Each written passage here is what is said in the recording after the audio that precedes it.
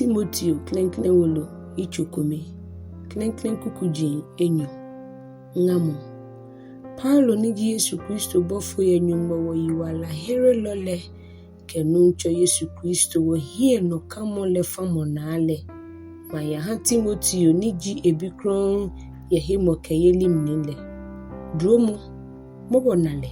ke hejole nije Nyɔŋmɔ wo chele ke Yesu Kristo wo nuncho le de ahabu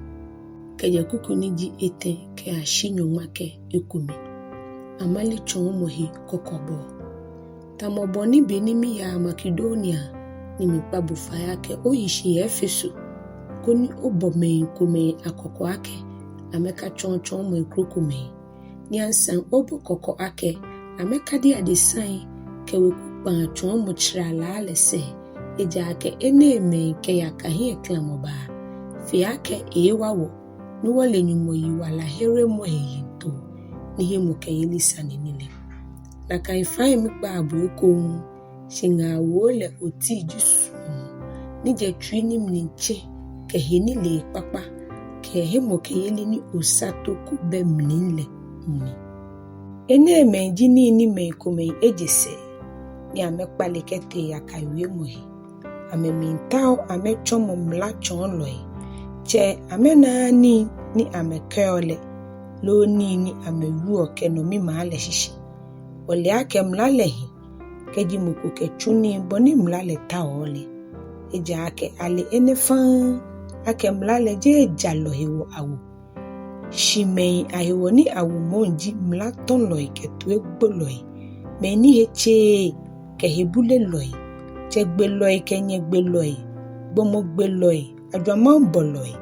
hini ke hinwo bomo juloi amale loi kitamlin kunoi kenofeno ni kechomo papa le yele yenyumo ni ajole le anunyansa ni papa ni atu awomi denlena keje kuku ni jinyuma kenyu ke ashinyuma ke pawo Paulo da nyumoshi ye etsɛmɔ hewɔ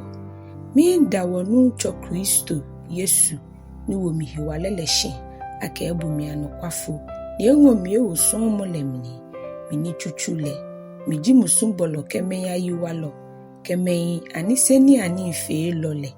shinkele anamimobo eja ake mile ni mife yeheni mihe hewo shiwonu chole dromo le fahamia unketekeno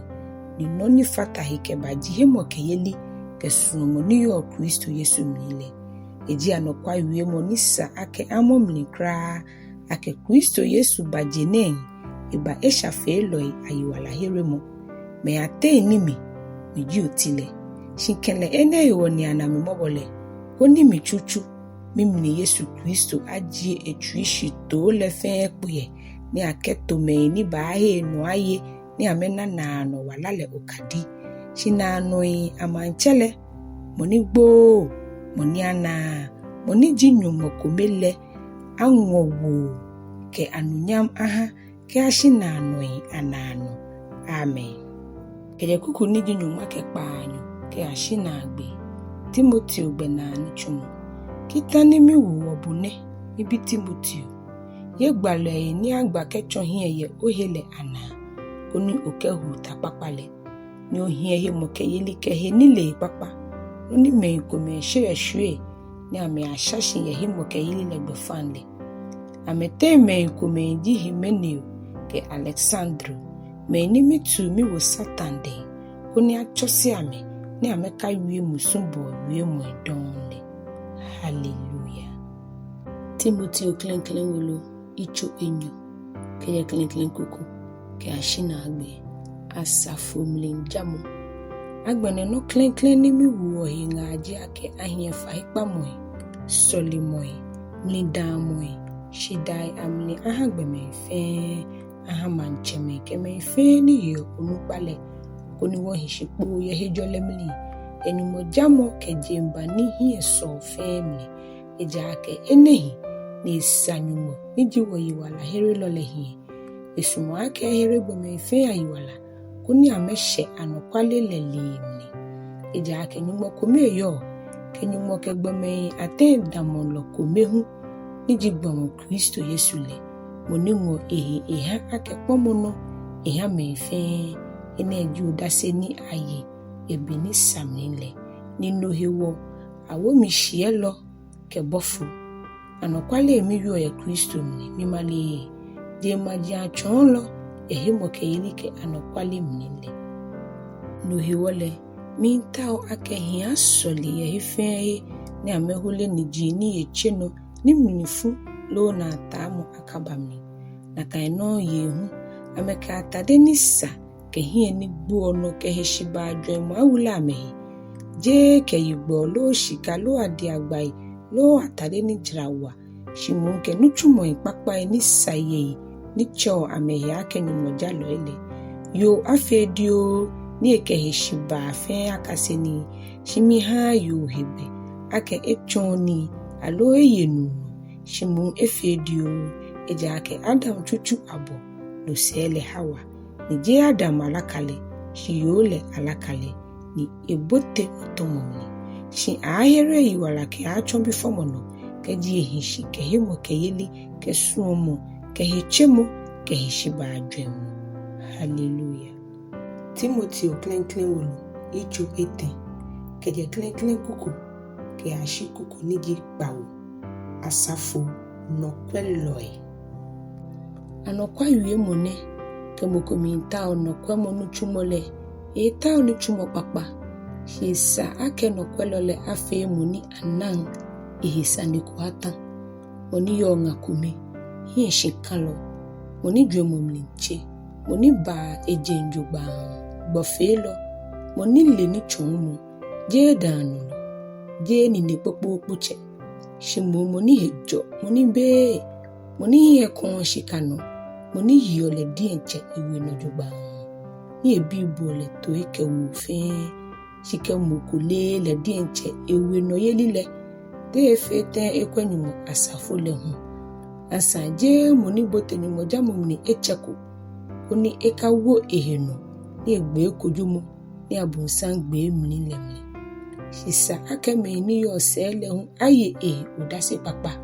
oni eheguo akagbo ni ekagbe abunsan chonemni keje kuku ni jipanyo ke ashinyuma ke ete Asafonɔkwɛlɔi Asafonɔkwɛlɔi lehu isa ake amefe gbomeni hichi je lile ntachene je meni sumoda je hie joloi shimeni hio himoke yelile Teemɔ sanile yehenile ni hichimni shimene mehu aka ame akwefeda nusele kesane kube amehele amesumo yele hu na kaino amefe meni hichi je osheku yeloi shimeni hie kashi ni ameyo anokwa yeni femi Asafonɔkwɛlɔi amefe ngakomekome cheme meni yo amebi ke amedieche ameshian anojugban ejake meni somo jugban le amena gbɛnaa papa ameha amehi ni amena eka babao ya Kristo Yesu no himo keyedi lemni keje kuku ni Nyɔŋmɔ ke edwe ke ashina agbe Teemɔ sane wulule mi ekano ake cheni maba omu shimi mabwe neme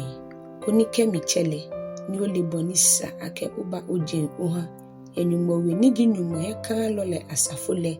anokwalele akula shen ke no damo no lemni ni nokoni waneje ko behi ake dakpetemple Nyɔŋmɔ jamɔ Teemɔ sanile Nyɔŋmɔ je ehishifan ye bomochumni abuleben ye mumomni bofu enale ashiela ye je majiate ahe eno aye je anwole ke Teemɔ ye anonyamni. Hallelujah.